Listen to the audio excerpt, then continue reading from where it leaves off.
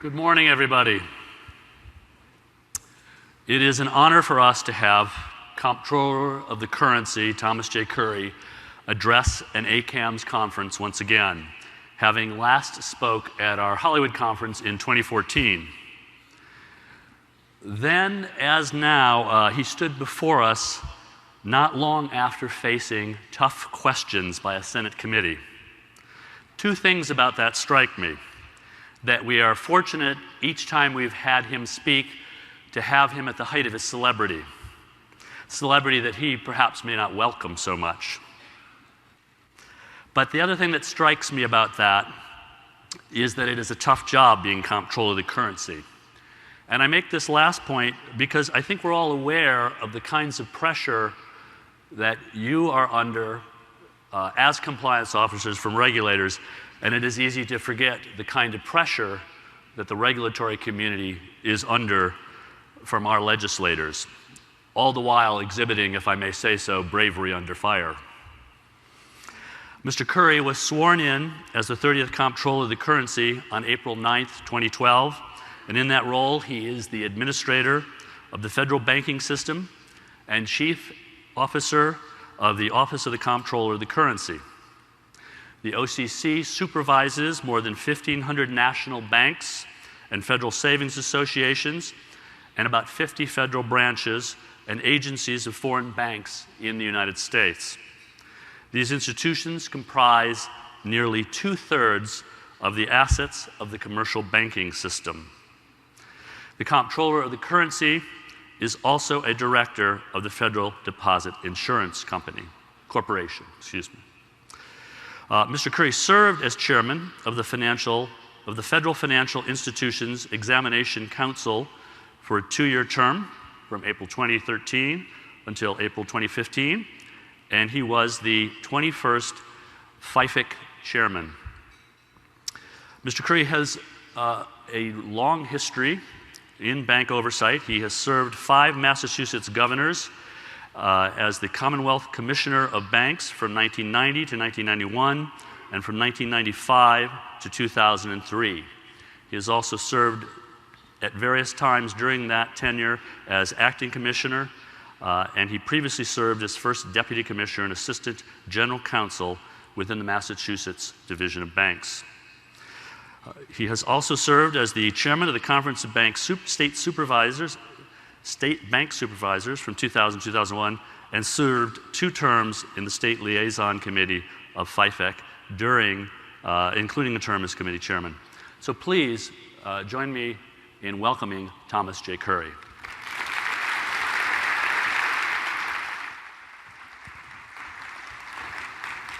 Thank you, Karen, for that very kind introduction. And I do hope that there is not a causal relationship between my appearance before Congress and my appearance before ACAMS. It really is a pleasure to be here this morning to address really a fine group of professionals who are on the front lines of the battle against some very bad actors. As Karen mentioned, when I spoke to you in 2014, I discussed the importance of risk management and management accountability. I stressed the need for a commitment from the highest levels of bank management to maintain strong programs, to ensure a culture of compliance, and most importantly, to support the BSA officers and others who are diligently working towards compliance. Those words hold true 2.5 years later. While strong risk management and a healthy compliance culture starts with the tone at the top, professionals like you make it a reality. In many ways, your organization shares the mission of the Office of the Comptroller of the Currency to keep our federal banking system safe and sound. That mission requires all of us to remain vigilant against money laundering and other financial crimes. Quite simply, we can't let our guard down because the stakes are too high. I assume everyone in this room shares that sentiment. At the same time, we must ensure the system continues to meet the needs of its customers here in the United States and globally. To that end, I want to talk about where the OCC fits into this regulatory picture, what we want to accomplish, and what we do and don't do as regulators. As the primary supervisor of America's national banks and federal savings associations, we supervise the largest, most internationally active banks in the country and more than 1,200 community banks. This federal banking system meets a wide range of needs, from families and local businesses on Main Street to the financial services demands of international corporations. In many ways, the system's vigor is what makes it a prime target for criminals and terrorists. These criminals abuse the financial system for different reasons. Terrorists seek to fund attacks, drug cartels launder illicit profits, and hackers manipulate accounts to steal money or extort victims for other purposes. Our mission, meanwhile, is to ensure that the institutions we supervise operate in a safe and sound manner, provide fair access and fair treatment to their customers, and comply with applicable laws and regulations. Within the area of BSA and AML risks, this means supervising a financial system that is protected but is still capable of meeting the needs of the customers, businesses, and communities it serves. Unfortunately, risk in this area is rising and constantly changing. As we noted in the OCC's latest semi-annual risk perspective, and as we are reminded constantly by the steady stream of news stories, while everyone has a role in fighting back, banks and other financial institutions are by statute at the forefront in safeguarding the nation's financial system. To succeed, banks must have effective systems for managing their BSA and AML risks and reporting suspicious activities in a timely manner. Banks must choose whether to enter into or maintain business relationships based on their unique business objectives, careful evaluation of the risks associated with particular products or services, evaluation of customers' expected and actual activity, and an assessment of a bank's ability to manage those risks effectively. That's no easy task, given the complex environment in which banks operate.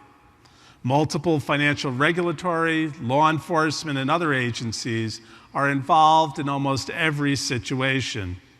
At times, banks must work with both foreign and domestic officials because an interconnected international system means that attempts at financial crimes may originate from any corner of the globe.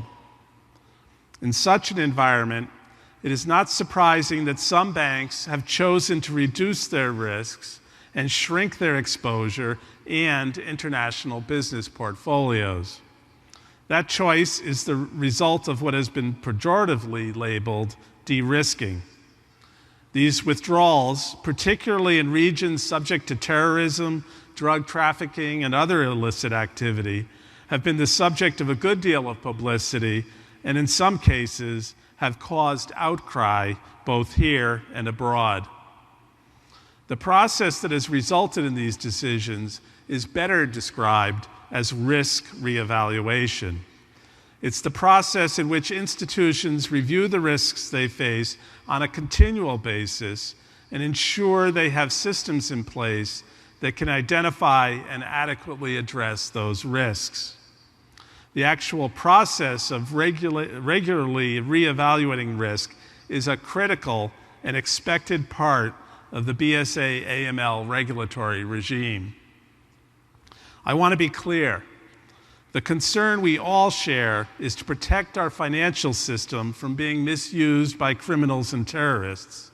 But we must be sensitive to the fact that when a large number of banks withdraw from foreign correspondent banking relationships, it can lead to entire regions being cut off from the positive effects of the modern financial system and broader financial and economic inclusion. This is not the solution. The global financial system cannot be paralyzed by risk. Rather, the system must function to serve the needs of the world's consumers, markets, and economies. A joint fact sheet published recently by the United States Treasury reminds us that the global financial system, trade, and economic development rely on foreign correspondent banking relationships. We have heard from many countries and stakeholders about the potential harm to economies and development efforts when banks terminate access to foreign correspondent accounts in ways that are perceived as arbitrary. It's a delicate balance, maintaining the integrity of the international and U.S. financial systems while providing support to foreign correspondent banks and businesses doing good in troubled regions that often need services the most. Banks, particularly larger banks, need to remain engaged with the world while understanding and managing those risks, ensuring that BSA compliance systems and controls are up to the task, and safeguarding their institutions from being used in the commission of crimes. Banks and bank regulators alone will not solve the significant socio-political and economic challenges around the globe, but the financial system can be a source of strength and part of that solution. Federal regulators do several things to facilitate that. We work hard to communicate expectations clearly, because clear expectations help bankers and their customers understand the rules of the road. We commit significant resources to supervising institutions for effective BSA and AML systems and processes, working with the banks we supervise to maintain and enhance strong systems for managing risk. And when we find protracted issues and violations of law, we take enforcement action.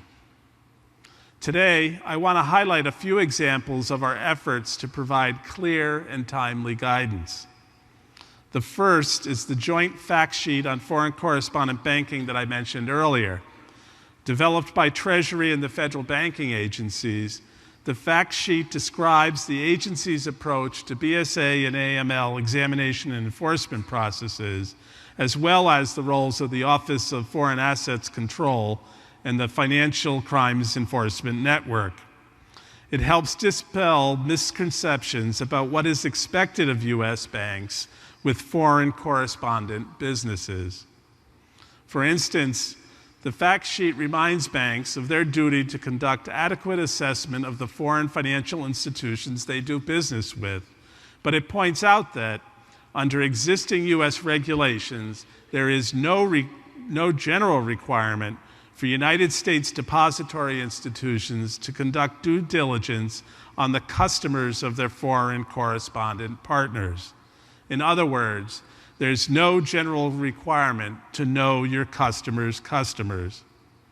On the same subject, the OCC will be issuing guidance that reiterates our risk management expectations for banks to establish and follow policies and procedures for regularly conducting risk evaluations of their foreign correspondent portfolios.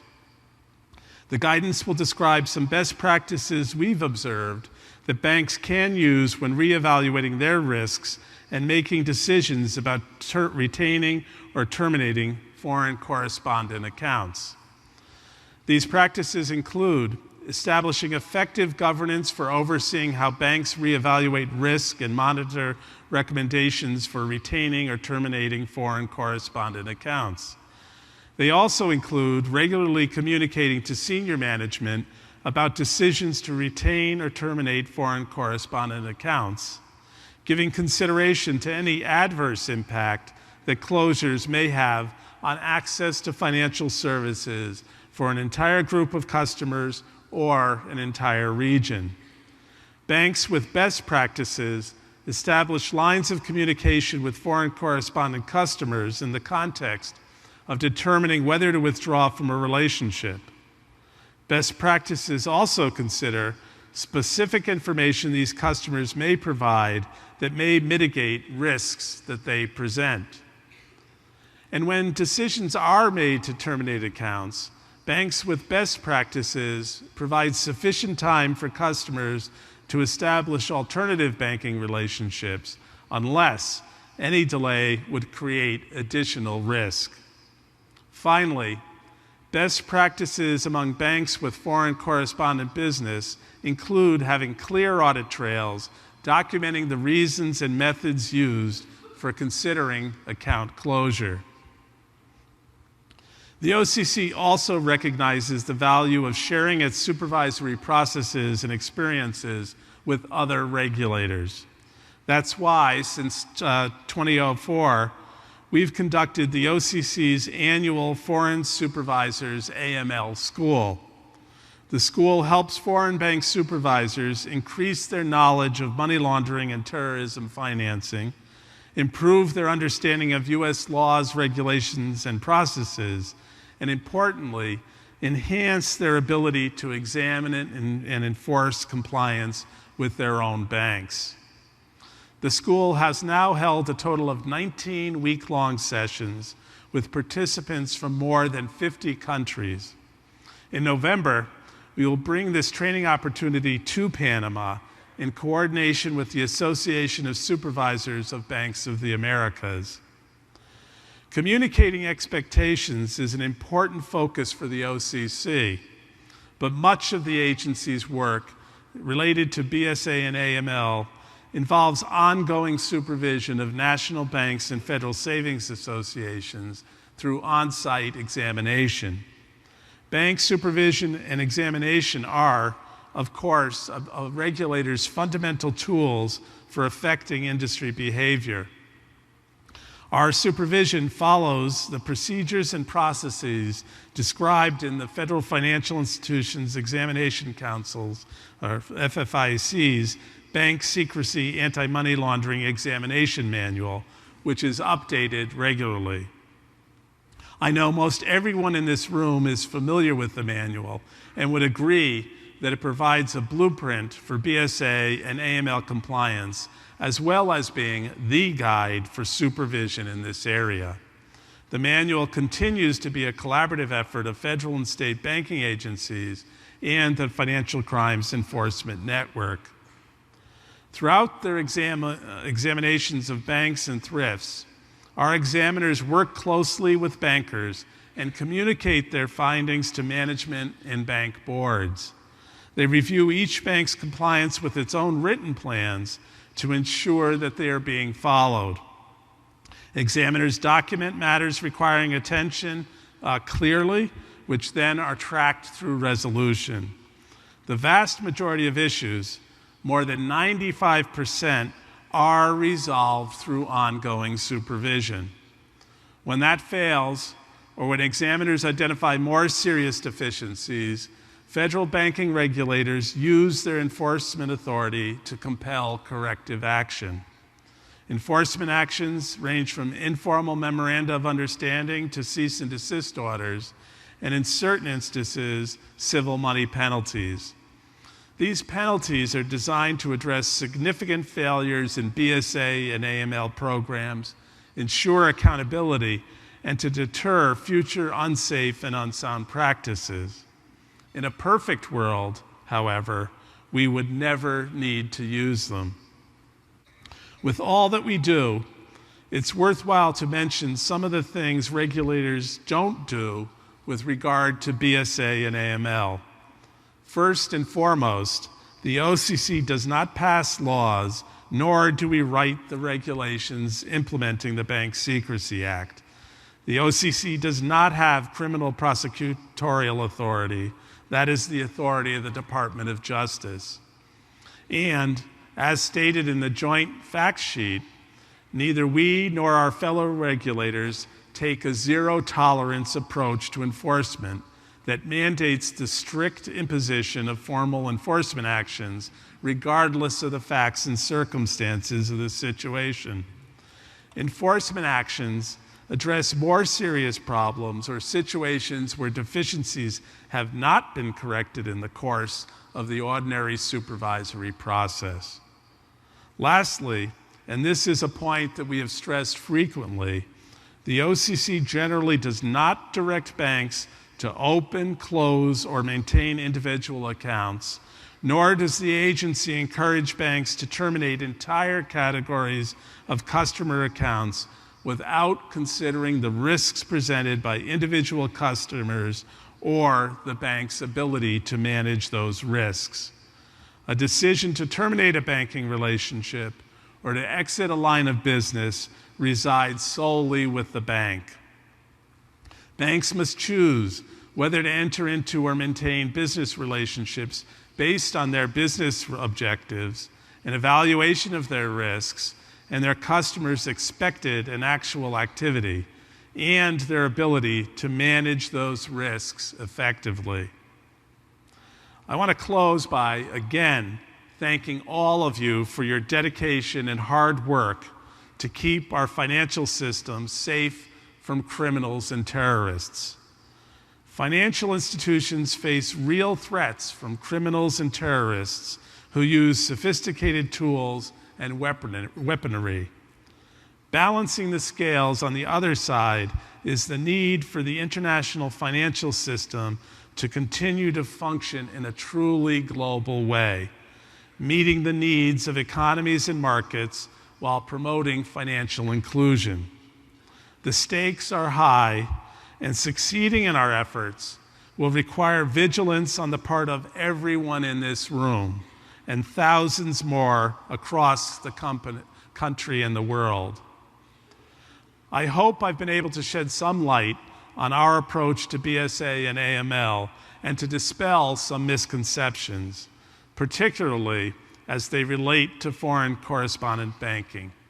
Thank you, and I look forward to a few questions from Kieran.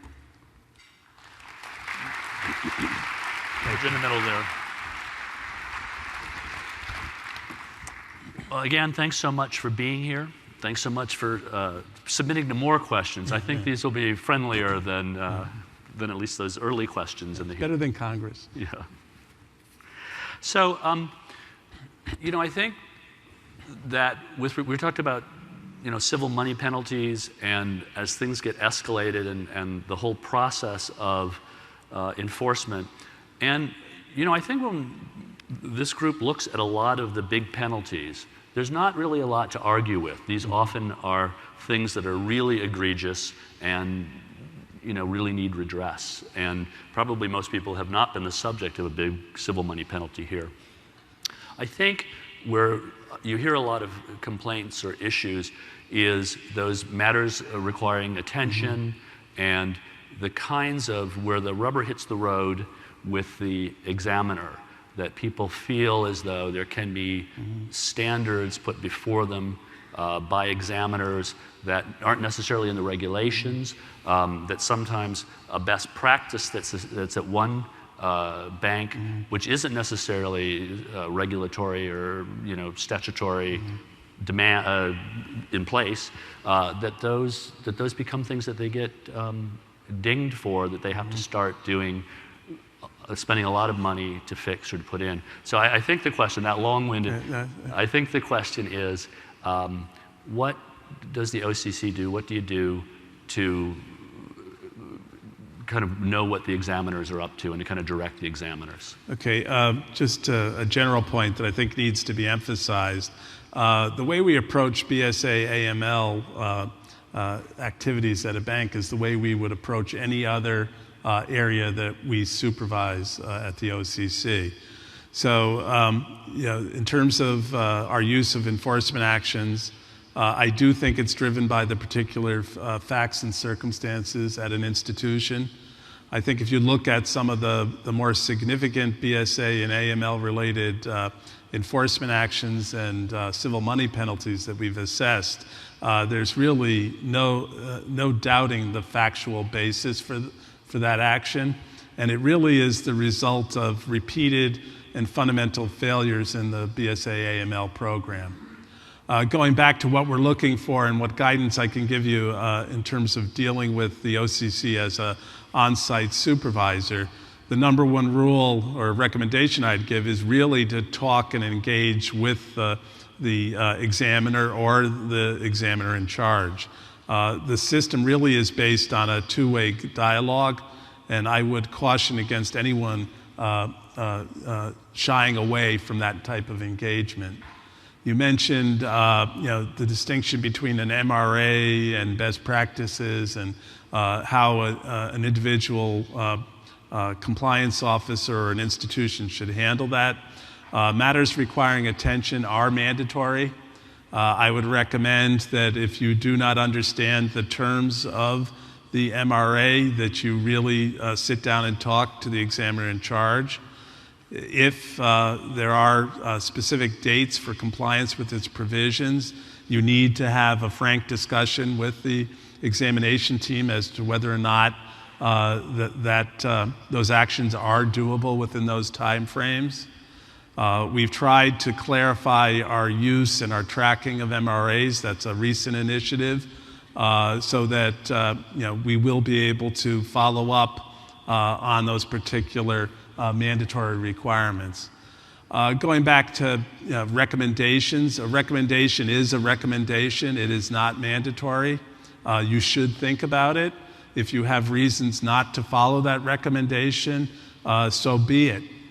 One of the things that I think people forget about, and I personally think is a value of our bank regulatory system, is our examiners visit numerous institutions, have varied experience in whatever area, including BSA, and they are a wealth of information. And we can share with you best practices that can assist you in your duties. Again, it's not mandatory. It's meant to be a dialogue, and I really, really would encourage people to break down any perceived or real barriers between the exam team and BSA and AML compliance officers. And this is a theme that I frequently emphasize when I talk to our own examiners, is you need to have that dialogue. That's really a hallmark and a benefit of our federal banking system. So you talked about charting matters requiring attention across banks, and I assume recommendations too. And so maybe that goes to just a follow-up. Does that give some sense of whether there is consistency by examiners, and can people take assurance that you're doing more of that, and that? Yeah, that's really one of the benefits and one of the reasons why we launched a project 18 months ago to adopt a common definition of matters requiring attention across all of our lines of business. So if you're a large bank, if you're a mid-sized bank or a community bank, you're really operating off the same platform. That database also gives us the ability to track across the industry that we supervise. Right. So you've got us in anticipation of a guidance that's coming around derisking, and we'll wait for that. And you gave some highlights about that. One of the things that struck me was that you talked about how, of course, we're still in this position. This is America. You're not saying who banks have to bank. Mm-hmm. I think one of the things that sometimes comes from this crowd is, are there incentives or positive things, reasons for them, though, to avoid that dreaded term derisking? When one thinks about how the system works a little bit, I have to come in and I have to justify how I'm handling risk. Mm-hmm. I don't have to really justify, if the risk isn't there, I don't have to spend that time documenting it and whatever. What's the solution to that? No, I think the OCC and the other federal banking regulators have been strong advocates for a risk-based assessment for BSA AML risks. That's not easy to do in practice. We recognize that, but it really is the best approach. If you have a sound risk management framework, if you have appropriate internal controls, I think you really are where we would want you to be as a supervisor. Right. I'm just saying it's really easy to derisk, though, at that, isn't it? No, I think the reason we like reevaluation as a better term, I do think there's an obligation on an ongoing basis to reassess or reevaluate the potential risks of foreign correspondent relationships. What we want to get across in our guidance is really to make sure that there's appropriate governance and other controls in place.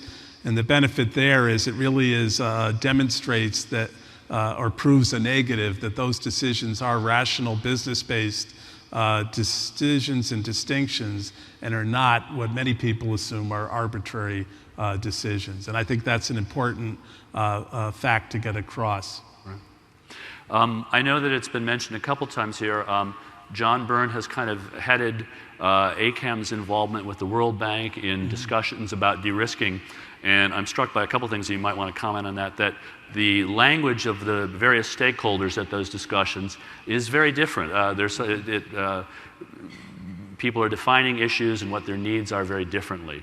Having said that, and you may want to say something about that, one thing that kind of came out of this was a real desire on the part of all the stakeholders to address how funds can flow to charitable organizations in troubled regions, some of those regions that are certainly high-risk regions. And do you have some wisdom on that? No, I think this is really an area that's very important to the OCC and other U.S. Regulatory agencies. I welcome, and I think it's important that the agencies like the World Bank, IMF, and the Financial Stability Board are looking at trying to find solutions. The impact on emerging economies is very significant if they have limited or no access to the global financial system. I think it's particularly acute, and I agree with you and John that the impact on charitable institutions really has a significant humanitarian cost that we need to address. Whether all of those instances can be addressed through the financial system really depends on the maturity of the foreign regulatory structure and their banking system. And in cases where that type of maturity doesn't exist, I think we have to think outside the box and come up with other mechanisms for delivering resources to those local economies. Going back to that Senate hearing, there was the promise to hold individuals personally responsible. Can you talk a little bit about, this seems like a little bit of a new emphasis, but I know that the OCC has always sometimes held individuals accountable in the enforcement actions that you do. But Sure. Talk about what. No, I think, again, context is always important when you're looking at an issue. What's being alleged, or what was being alleged at the Senate hearing last week was really fraudulent behavior by bank employees and the apparent failures in the risk management framework of an institution to address those shortcomings. Again, if we're talking about fraud, I think it's appropriate to look at some of the civil administrative sanctions that we have at our disposal. There are appropriate legal standards for bringing an action under any of those, whether it's a personal cease and desist order, civil money penalties, or a prohibition, which is essentially a disbarment from banking. There's a high legal standard. Any action we would take would meet that standard. But again, we're talking about fraud. What I've tried to emphasize in this session and my previous session in Florida is there's a need for accountability within the organization for programmatic, serious, and repeated failures of a BSA system, and particularly if it's egregious in terms of flows of illicit funds. So one more question on that, at least. There is concern, and we've done a session on it, personal liability, and I think there's a lot of evidence out there that there is a rise in this emphasis on holding individuals and banks. I mean, it's an outcry in the public. holding people in banks responsible for wrongdoing. I think that the concern of many people in compliance is that compliance officers can be held responsible for things that were sometimes beyond their control. And I think there's a number of securities, particularly enforcement actions, and I think there's some concerns about certification from one of the big state regulators. What kind of, and you just talked about the standard seems to be fraud, so where are we in terms of what should compliance officers be thinking about in terms of their personal liability and their responsibility? Again, I think what I've tried to emphasize, and this is something that the OCC's done for several years, is really to elevate the importance of the BSA AML compliance officer. You are the front line of defense to the institution and ultimately to our financial system. If you look at, and this is a general comment, if you look at the enforcement actions over the last 5 years related to BSA AML, it is really due to the fact that institutions did not recognize and reinforce and elevate the importance of BSA compliance, where banks did not make the necessary investments in the people, in the systems, to have an effective BSA AML risk management program in place. So I want to emphasize that it's really, you are the front line of defense. It's really the focus in terms of accountability really has to be on management, the management that makes the strategic decisions on how to invest and maintain a strong BSA AML program. Well, I think too, it certainly was the focus of one of the enforcement actions of the OCC to question compensation for those that were not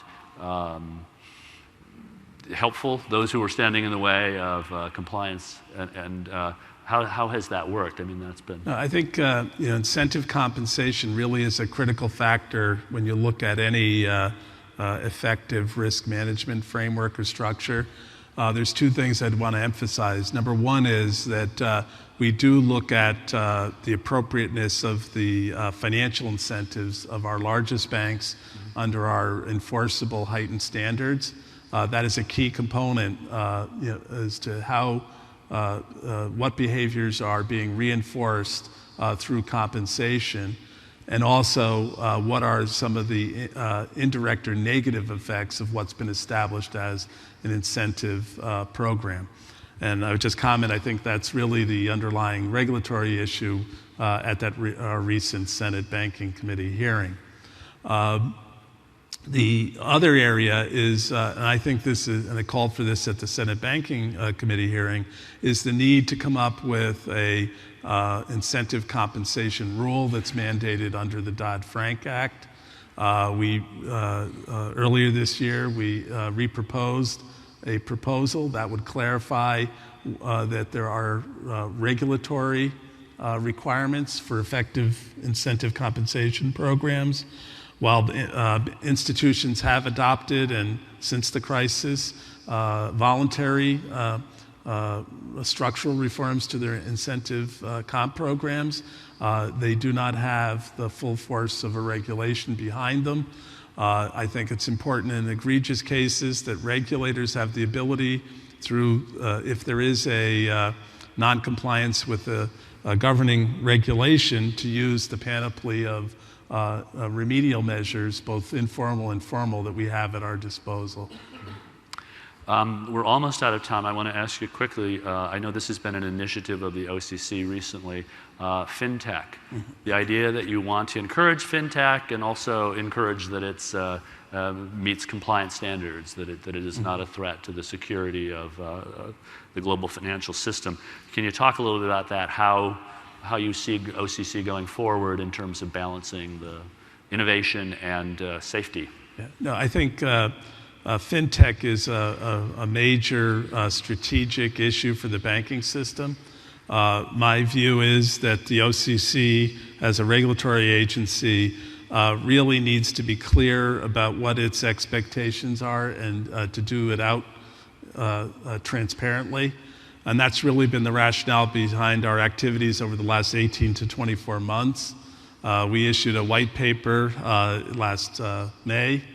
We put that out for comment, received great comments from both banks and non-banks and fintech firms. I do think it's important for this audience that fintech innovation, whether it's payment systems or the delivery of financial products through technology, presents some not just safety and soundness concerns, but purely Bank Secrecy Act issues as well. So I think it's incumbent upon us as a regulator to be clear what our expectations are. If our supervised banks are to partner or to use or lease or whatever some financial technology. Similarly, if a fintech firm is seeking to operate as a national bank, that we have the appropriate adaptation and ability to enforce applicable BSA AML requirements with respect to those potentially new type of bank charters. Well, last question. That leads to fintech, leads to RegTech. All this talk about RegTech. I don't know. There's not a laboratory someplace in the basement at OCC where you're looking at ways in which, in fact, technology might make regulation and tracking, transparency and tracking transactions easier in the financial system. Are you, or are you? No, I think that's an area where the banking agencies and the banks need to do more. We have an enormous amount of information at our disposal. The challenge is really how do you effectively marshal those resources and have more effective supervision and analysis that also leads to better supervision. I think in the context of BSA AML, to the extent that we can have better sharing of the data we do have, individual institutions with other institutions and with regulatory bodies, would be a major plus. It would be more effective, and would also help contain or reduce the costs of BSA AML compliance, which are significant to individual institutions and to the system at large. Gotcha. Thank you. Everybody stay in your seats, please. John McCasey, Director of Global AML Monitoring for Citi Cards, is going to come up and lead the next panel, which is Smart Strategies for Managing Sanctions Risk. And now I'd ask you to join me in thanking Comptroller Curry. Thank you, Jim. Nice job. Thank you very much. It was a pleasure. Thank you. Thank you.